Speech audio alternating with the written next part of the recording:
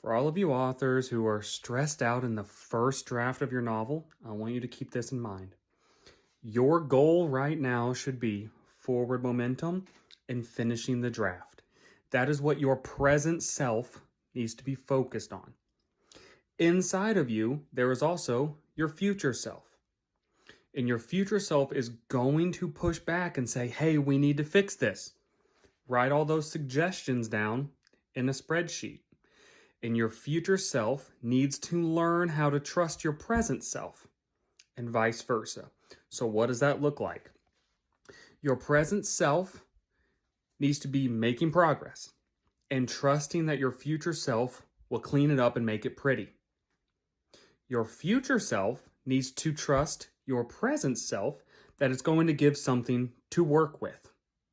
That's how that trust bond happens, and it'll help alleviate some anxiety once you get some of those motions down.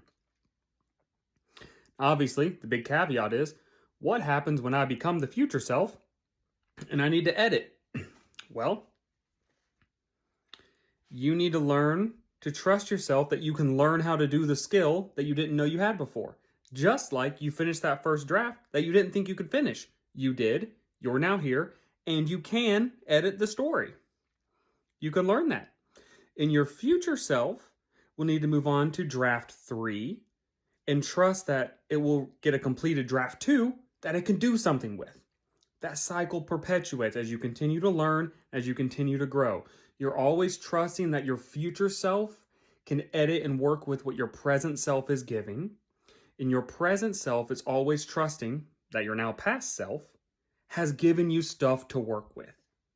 Those 3 cycles, those 3 perspectives, if you can get those locked in, will help alleviate anxiety, will help alleviate procrastination, and it will overall help you trust yourself more.